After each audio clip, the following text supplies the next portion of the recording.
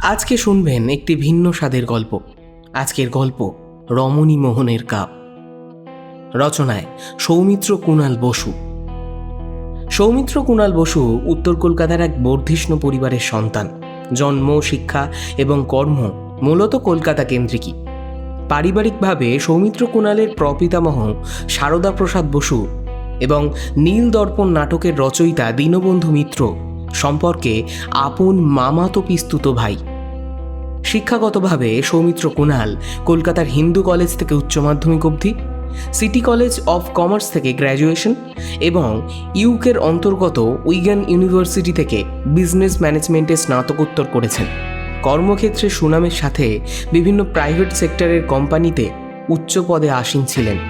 বর্তমানে তিনি নিজস্ব স্বাধীন পেশার সাথে যুক্ত এবং বিভিন্ন সমাজসেবামূলক কাজ নিঃসন্দেহে করে যান একটি সুন্দর সমাজ গড়ার লক্ষ্যে। 2018 সালের শুরুর দিকে লেখালেখির সূচনা করেন ফেসবুকের বিভিন্ন সাহিত্য পরিবারের মাধ্যমে। কবিতা থেকে তন্ত্র, ভৌতিক, অধিভৌতিক রচনা বা রম্য থেকে থ্রিলার উপন্যাস সবেতেই স্বচ্ছন্দে বিচরণ করেন সুনামের সাথে। বিশেষ করে ফেসবুকের সাহিত্য পরিবারগুলোর মধ্যে তাঁর নিজস্ব সৃজন পরিবারের গুণগত মান এবং বৈশিষ্ট্য সর্বজনবিদিত। ইতিমধ্যে 5টি সংকলনে ওনার লেখা ছোট গল্প প্রকাশিত হয়েছে। সম্প্রতি লেখকের 2টি বই প্রকাশিত হয়েছে। দ্বীপ প্রকাশনী থেকে প্রকাশিত নির্ভীকের তন্ত্র সাধনা এবং রূপম প্রকাশনা থেকে প্রকাশিত কুণাল সমগ্র এক। আজকের গল্প পাঠে রানা এবং অন্যান্য চরিত্রগুলোতে আমি সৌভিক, গৌরব এবং অর্পিতা। শুরু হচ্ছে আজকের গল্প রমণী মোহনের কাপ।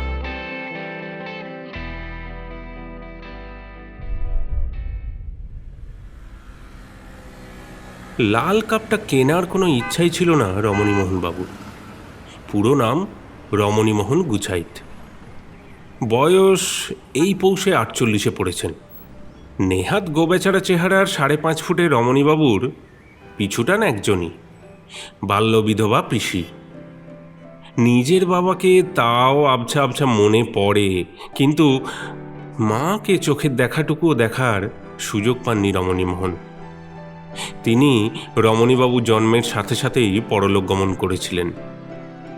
মামার বাড়ির সবাই এক বাক্যে বলেছিল, অনামুখ মাখিকো ছেলে। বাবাও শ্বশুর বাড়ি গিয়ে মামরা শিশুকে নিয়ে আসার আগ্রহ দেখাননি। কিন্তু এই পিসি আঁতুর কাটার পরের দিনই বেশ একটু ঝামেলা করেই নিয়ে এসেছিলেন রমণীবাবুকে। যদিও দিন 15 হেলাফেলায় শিশু রমণীমোহনের শুধু প্রাণটাই যা টিকেছিল, তবু একজন দায় ধরে বুকে দুধ খাইয়ে মামরা ভাইপোকে সাক্ষাৎ মৃত্যুর মুখ থেকে ফিরিয়ে এনেছিলেন এই পিসিমা। বাবার চাকরি ছিল বন দপ্তরের। তিনি কালে ভদ্রে বছরে একবার দিন 2-এর জন্য বাড়ি ফিরতেন, কিন্তু সেই স্বল্প সময়েও তিনি শিশু, বালক, কিশোর রমণীকে কোনো দিন সামনে ডাকেননি। রমণীমোহনও লজ্জার কুণ্ঠায় কোনো দিন বাবার সামনে যাওয়ার সাহসও করেননি। বছর 15 বয়সে একদিন একটি চিঠি পেয়ে পিসিমার উথাল পাথাল কান্নায় রমণীমোহন জানতে পারলেন তিনি পিতৃহারা হয়েছেন। পিসিমাই হাতে ধরে সব কিছু করিয়েছিলেন, এমনকি বছর 18 বয়সে সাথে করে নিয়ে গিয়েছিলেন গয়া। বাঘে খাওয়া বাবা আর প্রসব বেদনায় আকস্মিক মৃতা মায়ের প্রেতশিলায় পিণ্ড দিয়ে জন্মের মতো পিতৃমাতৃ ঋণ থেকে উদ্ধার হয়েছিলেন রমণীমোহন।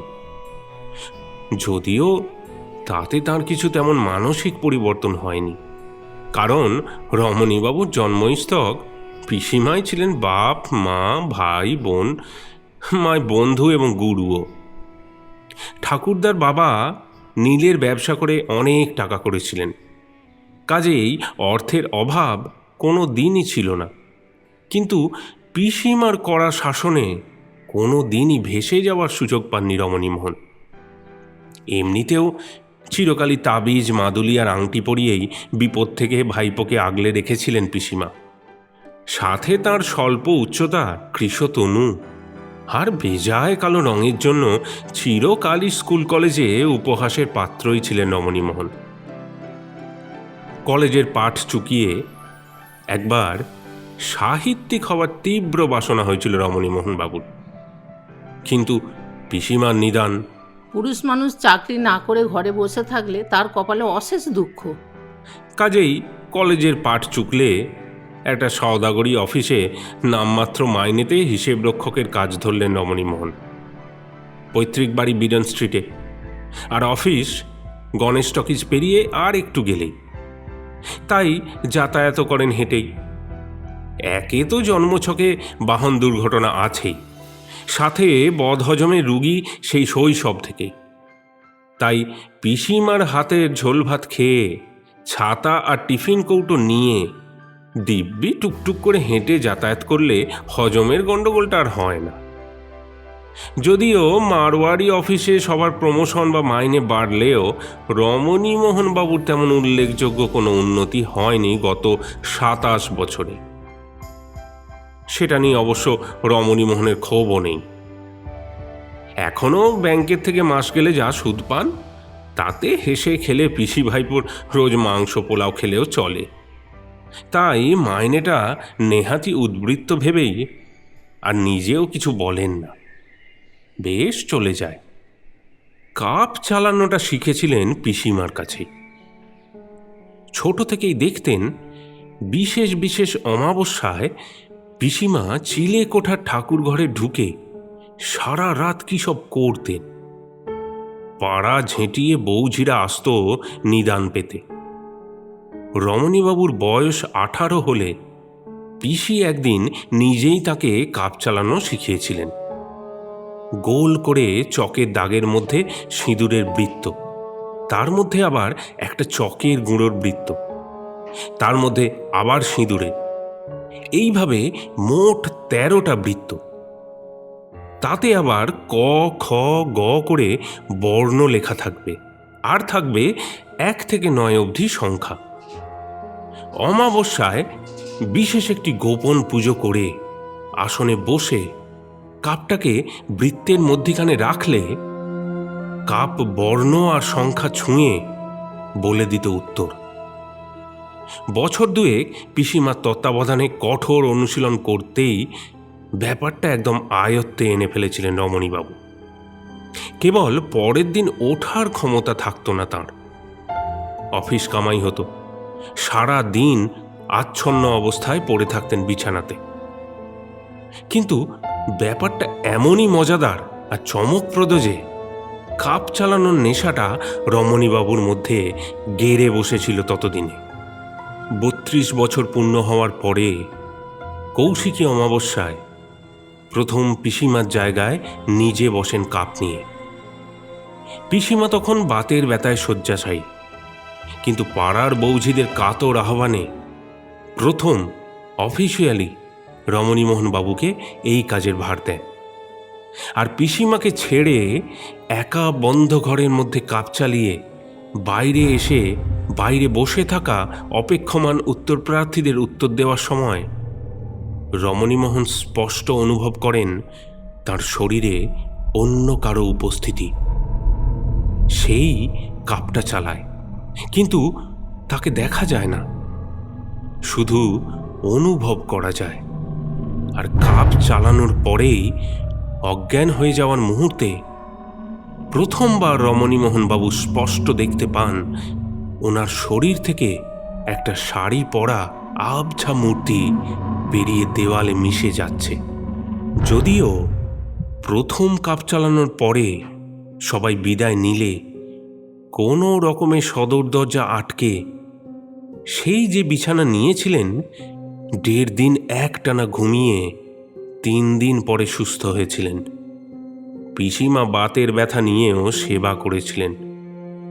সুস্থ হয়ে পিসিমা সবটা বলা সত্ত্বেও তিনি রমণীমোহনকে ভেঙে কিছুই বলেননি, বরং কিছুটা এড়িয়েই গিয়েছিলেন। কিন্তু রমণীমোহনবাবু হাল ছাড়েননি, স্থির করেছিলেন আসল কারণটা ঠিকই জানবেন। পরের অমাবস্যা আসতেই পিসিমাকে রাজি করিয়ে নিজেই বসেছিলেন কাপ চালাতে। পিসিমা রমণীমোহনবাবুর গতবারের অসুস্থতার কথা মাথায় রেখে তাকে কাপ চালানোর আদেশ দিলেও একা ছাড়েননি, সাথে নিয়ে বসেছিলেন। গোধূলি লগ্নে বন্ধ ঘরে মোমবাতি জ্বালিয়ে কাপ চালানোর ঠিক প্রাক মুহূর্তে রমণীবাবু অনুভব করলেন শরীরটা হঠাৎ ভারী হয়ে উঠল।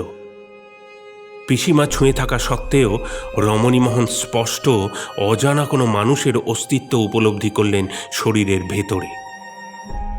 কাপ চালানোর শেষে অশরীরী ছায়া রমণীবাবুকে ত্যাগ করে যাওয়ার সময় পিসিমা বললেন, মাকে প্রণাম কর খোকা।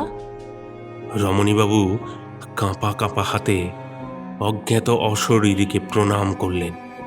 মুহূর্তের মধ্যে ওনার নাকে যে গন্ধটা এলো সেটা অতি পরিচিত ঠেকলেও কিছুতেই স্পষ্ট মনে করতে পারলেন না গন্ধটার ব্যাপারে। আশ্চর্যের কথা এই যে সেদিন কিন্তু রমণীমোহনবাবুর শরীর খারাপ হলো না, এমনকি তার পরের দিনও না। পারতপক্ষে পিসিমার কোনো আদেশের কারণ সম্পর্কেই কিছু জিজ্ঞাসা করার অভ্যাস বা অবকাশ কোনোদিনই রমণীবাবু ছিল না। কিন্তু এইবার সব অতীত ভুলে জিজ্ঞাসাটা করেই ফেললেন। পিসিমা অবশ্য খোলসা করে কিছুই বললেন না, শুধু বললেন, দাদা কি আর তোমার মাকে এমনি এমনি ভালোবাসতো? সে যে দয়ার সাগর, তাই মরেও শান্তি পায়নি। এখনও শ্বশুরবাড়ির পাড়ার সবাইকে আপদ বিপদ থেকে উদ্ধার করতে আসে। সেই থেকে রমণীমোহনবাবু আর কিছু জিজ্ঞেস করেননি পিসিমাকে। কেবল বিশেষ বিশেষ অমাবস্যায় একাকী ঢুকে যান ঠাকুর ঘরে। মা এসে প্রবেশ করেন চিররুগ্ন একমাত্র সন্তানের দেহে। রমণীমোহন যন্ত্রের মতো মায়ের নিদান নিজের কণ্ঠে শুনিয়ে দেন বাইরে বসে থাকা বিপদগ্রস্ত রোগীদের। আর 5টা সাধারণ মধ্যবিত্ত পরিবারের মতোই দিন কাটতে থাকে। পুজো পার্বণ এলেও পিসি ভাইপোর নিস্তরঙ্গ জীবনে তেমন একটা ঢেউ ওঠে না। তবে পড়ার নেশা থাকায় দুর্গাপুজোয় এক গাদা শারদীয়া পত্রিকা কিনে নিয়ে আসেন রমণীমোহন। সম্বৎসরের সেটাই রমণীমোহনের খোরাক। বছর 3 আগে হঠাৎই একদিন পিসিমা পা হড়কে পড়ে গেলেন। অদ্ভুত ব্যাপার হলো এই যে তার ঠিক আগের রাত্রেই রমণীবাবু স্বপ্ন দেখেছিলেন যে তিনি একটি শবযাত্রায় অংশ নিয়েছেন, আর শববাহী খাটে শুয়ে আছেন পিসিমা। অবশ্যই স্বপ্ন সত্যি করে মাত্র 2 দিনের মাথায় সজ্ঞানে পরলোক গমন করলেন পিসিমা। আর সেই প্রথমবার প্রকৃতপক্ষে মাথার ছাতা হারালেন রমণীমোহন। চাকরিতে মন না বসায় সেটাও একদিন ছেড়ে দিলেন দুম করে। পিসিমা গত হওয়ার পরে রমণীমোহনের চরিত্রে কিঞ্চিত বিশৃঙ্খলা দেখা দিল। ঘড়ি ধরে জীবন কাটানো রমণীমোহন পানা শক্ত হয়ে উঠলেন ধীরে ধীরে। অবশ্য সেটার সম্পূর্ণ দায়ভার তাঁকে দেওয়া যায় না। পিসিমা গত হওয়ার 1 বছর পরে গয়ায় পিণ্ডি দিতে গিয়ে একজন চাঁদরেল সাধু বাবার দর্শন পেয়েছিলেন। তিনি নিজে উচ্চ মার্গের তো বটেই, কারণ প্রথম দেখাতেই রমণীমোহনের দিকে তাকিয়ে বলেছিলেন, রমণী, তুমি আত্মা নামাও, কিন্তু সাবধান, ওপার আর এপারে কিন্তু তফাৎ আছে। নিজেকে বাঁধতে শেখো আগে, নইলে কিন্তু ঘোর বিপদ। রমণীমোহনের সাধু বাবার ক্ষমতা সম্পর্কে নিদারুণ ভক্তি জেগে ওঠে সাথে সাথেই, এবং সাধু বাবাকেই নিজের দীক্ষাগুরু করে নেন। তার কাছেই বিভিন্ন তান্ত্রিক ক্রিয়া শিক্ষা করেন, আর ধ্যান জপে মনঃসংযোগের জন্য অল্প অল্প কারণ সেবন করাও রপ্ত করেন। মাস 6 মাথায় রমণীমোহন বুঝতে পারেন ক্রমাগত তান্ত্রিক ক্রিয়া সাধনা করে তিনি কিছু কিছু বিষয় রপ্ত করেছেন, যার মধ্যে একটি হল মায়ের আত্মা ছাড়াও আরও একটি আত্মাকে তাঁরা আজ্ঞাবহ করেছেন, যদিও সে জীবিত অবস্থায় খুনি ছিল। কিন্তু গুরুর শেখানো তান্ত্রিক ক্রিয়া সাধনা করে করে তিনি আত্মাকে বশীভূত করতে জানেন। মায়ের আত্মা তাঁর আজ্ঞাবহ ছিল না, বরং বিশেষ দিনগুলোতে ঠাকুর ঘরে ঢুকে কাপ চালানোর সময় রমণীবাবু বেশ বুঝতে পারতেন নিজের আত্মা, মন, শরীর সবই তাঁর মায়ের কথা মতো কাজ করছে। অন্য আত্মাকে বশীভূত করে কাজে লাগানোর আরও দুটো কারণ ছিল। প্রথমত, গুরু বলেছিলেন যে পিণ্ডি দেওয়ার পরও যখন রমণীমোহনবাবুর মা কাপ চালাতে আসেন, তার অর্থ পিণ্ডি তিনি গ্রহণ করেননি, শুধুমাত্র রমণীবাবুর কাজে আসবেন বলে। সন্তান হয়ে মাকে মুক্তি না দিতে পারার জন্য যে পরিমাণ ভর্ৎসনা গুরুদেব করেছিলেন, তাতে রমণীমোহন অত্যন্ত লজ্জিত এবং বিমর্ষ হয়ে পড়েছিলেন। কাজেই তিনি তৎক্ষণাৎ সিদ্ধান্ত নেন যে মায়ের আত্মাকে চিরকালের জন্য মুক্তি দেবেন। গুরুদেব নিজে হাতে পুনরায় পিণ্ডদানের ব্যবস্থা করেছিলেন রমণীবাবুকে দিয়ে। আর দ্বিতীয় কারণটা ছিল, মায়ের আত্মা মানুষের প্রশ্নের উত্তর দিতেন ঠিকই, কিন্তু সেটা একটু ওপর সঠিক দিনক্ষণ বলতে পারতেন না। কিন্তু নতুন এই আত্মা সর্বজ্ঞ, সে দিনক্ষণ তো বটেই, এমনকি সঠিক সময়ও বলে দিতে পারত। ফলে গুছাইদ বাড়ির কাপ চালানোর প্রশংসা আগের চেয়ে অনেক বেড়ে গেল এক লহমায়।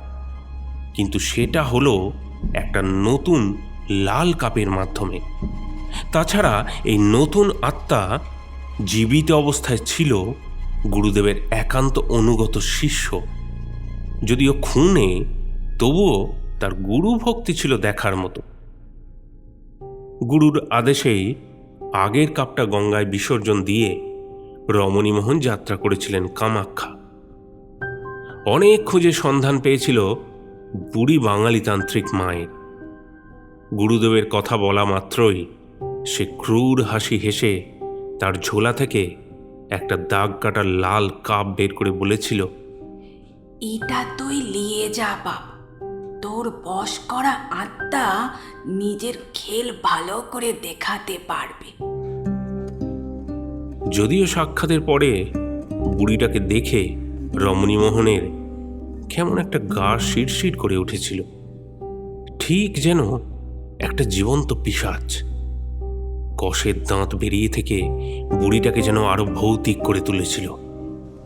তবু গুরু বাক্য অমান্য না করে বুড়িটার থেকেই লাল কাপটা নিয়ে নিয়েছিলেন। দাম দিতে চাইলে বুড়ি বলেছিল, বাপ, এর দাম কেউ দিতে পারে না। যেদিন তোর ঘরে এর মেয়াদ ফুরিয়ে যাবে, সেদিন এই কাপ তার দাম নিয়ে আমার কাছে চলে আসবে। রমণীমোহন কথাগুলো খুব একটা বুঝতে চাননি। তাছাড়া বুড়িটার সঙ্গ বেশিক্ষণ ভালো লাগছিল না, তাই কাপটা তৎক্ষণাৎ কাঁধের ব্যাগে ভরে ফিরে এসেছিলেন। প্রথম অমাবস্যা থেকেই কাপ তার খেলা দেখাতে শুরু করলো। বিদেহী খুনির আত্মা ভর করত কাপে, আর তখন কাপও খেলাই দেখাতো বটে। মজুমদারের পালিয়ে যাওয়া মেয়ে যে বুধবার ঠিক বেলা 11:40 বাড়িতে আসবে, এমনটা বোধহয় সেই মেয়েও জানত না। তবে অমাবস্যা ছাড়াও অন্যান্য কিছু সময়েও সেই আত্মা ভর করত রমণীমোহনকে। তখন তিনি মদ মাংসে ডুবে থাকতেন।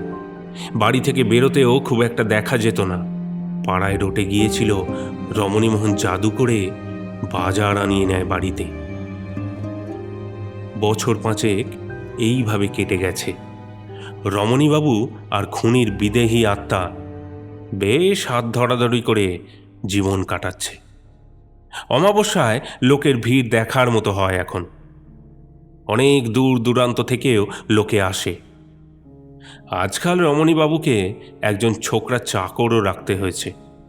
সে 5 মাস খাটে আর অমাবস্যায় ভিড় নিয়ন্ত্রণ করে, দর্শনার্থীদের থেকে প্রণামী আদায় করে।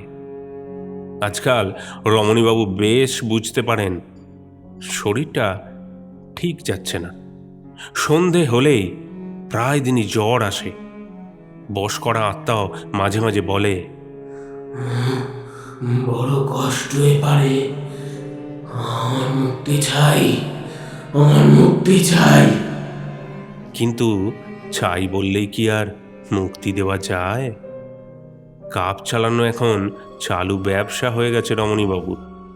ব্যাংকে জমানো পাহাড় প্রমাণ টাকা থেকে বেশ কিছু তুলে গুরুর জন্য আশ্রম বানিয়ে দিয়েছেন। গুরুদেবের জন্য বিশেষ ঘর, তাতে আবার এসি লাগানো। গুরুদেবের ভক্তমণ্ডলী তাকে সমীহ করে, সম্মান করে। আজন্ম বাইরের লোকের কাছে হাসির পাত্র এক বজ্ঞা চেহারার রমণীমোহনের কাছে এটা একটা দারুণ ব্যাপার। আশ্রমের নিয়মিত খরচ চালিয়ে ব্যাংকের সঞ্চিত ধন এখন তলানিতে। তাই কাপ চালানোর ব্যবসা বন্ধ করা কোনো মতেই সম্ভব নয়। কিন্তু রমণীবাবু এটাও বুঝতে পারেন, হয় বশীভূত আত্মার চালাকি, না হলে ক্ষমতার হ্রাস। যে কোনো একটা কারণে মাঝে মাঝেই নিদান ভুল হয়ে যায়। গত অমাবস্যাতেই এমন একটা হয়েছে।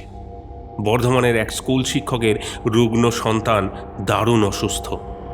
সে বেঁচে যাবে আর দীর্ঘায়ু হবে বলা সত্ত্বেও বাচ্চাটা ঠিক 2 রাত্রির পরেই মারা যায়। এই নিয়ে ভদ্রলোক পাড়ায় এসে গোলমাল করে গেছেন। এমনটা আজকাল মাঝে মাঝেই হচ্ছে। আজকাল ঘুমোতেও ভয় লাগে রমণীবাবুর। মাঝে মাঝেই স্বপ্নে আসেন পিসিমা। ক্রুদ্ধ দৃষ্টিতে রমণীবাবুর দিকে আঙুল তুলে কী সব যেন ইশারা করেন। মাকেও দেখতে পান, হাত জোর করে কি যেন বলেন। রমণীবাবু ঘুম ভেঙে কিছুই মনে রাখতে পারেন না। সেই দিন ছিল শনিবার, কৃষ্ণপক্ষ। রমণীবাবু ছাদের ঘরে দরজা বন্ধ করে আত্মাকে ডেকে নিজের আয়ু মাপছিলেন। কিন্তু কাপটা চলল না, কেমন নিস্তেজ জড় পদার্থের মতো পড়ে রইল। রমণীবাবুর বশীভূত আত্মা রমণীবাবুর শরীরের ভেতর থেকে বলল, এবার মুক্তি আসন্ন, এবার মুক্তি আসন্ন। রমণীমোহন চমকিত বা বিস্মিত হওয়ার চেয়েও বেশি ভীত হলেন। এই ভয় সাম্রাজ্য হারানোর ভয়, সম্মান হারানোর ভয়।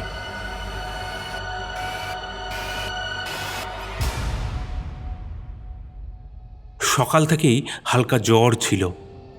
দুপুরে ভাত খাওয়ার পরে সেটা জাঁকিয়ে বসল।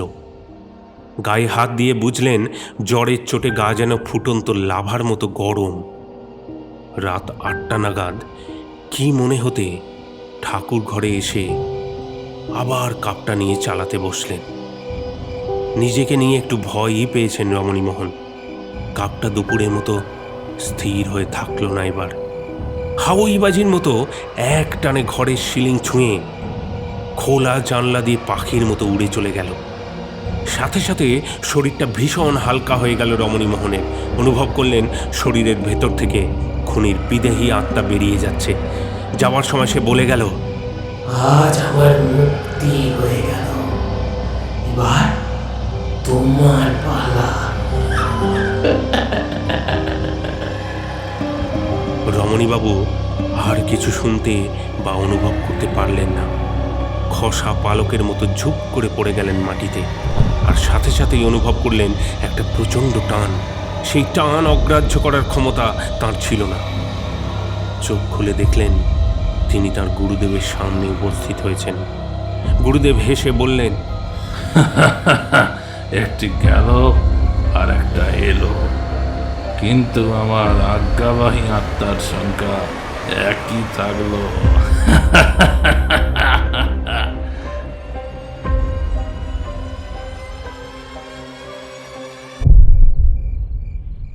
বছরখানেক পরের কথা। রমণীবাবুর গুরুদেবের কাছে একজন নতুন ভক্ত এসেছেন। তিনি আগে নখ থেকে ভূত ভবিষ্যৎ বলতে পারতেন, কিন্তু ইদানিং স্ত্রীগত হওয়ার পরে আর মনঃসংযোগ করতে পারেন না। যদিও গুরু ভক্তি তাঁর অসামান্য। নিজের 4.5 কাঠা জমি গুরুর নামে করে দিয়েছেন, কারণ গুরু তাঁকে একটি নতুন ভবিষ্যৎ দর্শনের উপায় বাতলেছেন। একটা লাল কাপ, যেটা কামাখ্যা থেকে জোগাড় করতে হবে, আর সেই কাপ চালাবে একটি শক্তিশালী আত্মা, যে আগে নিজেই কাপ চালাতো।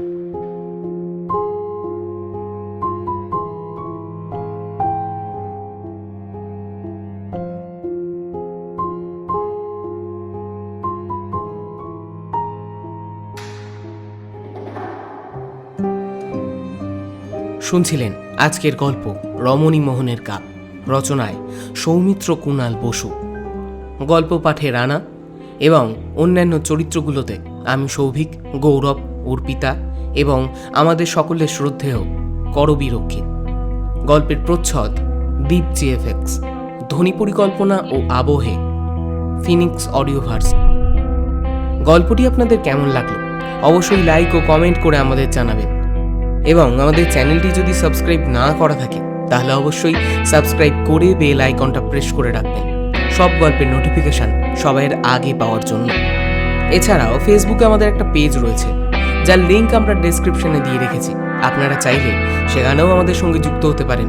সেখানে আমাদের গল্প সম্বন্ধীয় সমস্ত আপডেট আমরা সব থেকে আগে প্রকাশ করি। ভালো থাকবেন, সুস্থ থাকবেন, নমস্কার।